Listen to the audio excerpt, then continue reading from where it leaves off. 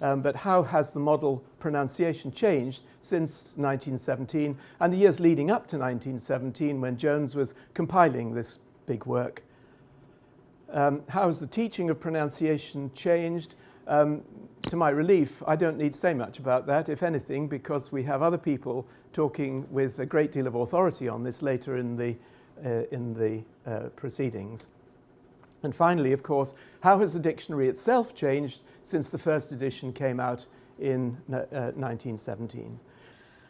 Widdowson suggests that there will be a paradigm shift in English from distribution, so this is where British, American English is being distributed around the world, sustained by large examining bodies such as Cambridge and IELTS and so on, to language spread. So this is English kind of taking on a life of its own and spreading away from groups of speakers that use English, that have English as a resource. But the next day, immediately, you became an English language teacher because you were qualified because you were English.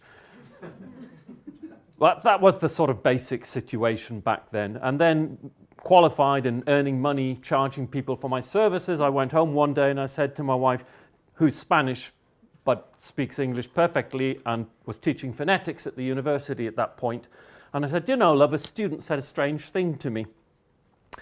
What was that? Well, said to me that the letters TH in English make two different sounds. And my wife said, yes, have a seat. When I received the topic of the event, when Wayne sent me the email, pronunciation teaching past and future, so I thought of starting today's presentation, taking a quick look at pronunciation in different methods and approaches. Of course, not all methods and approaches will be covered, but I thought of looking at some of them and see what we remember pronunciation role was, the role of pronunciation was in some of these methods and approaches.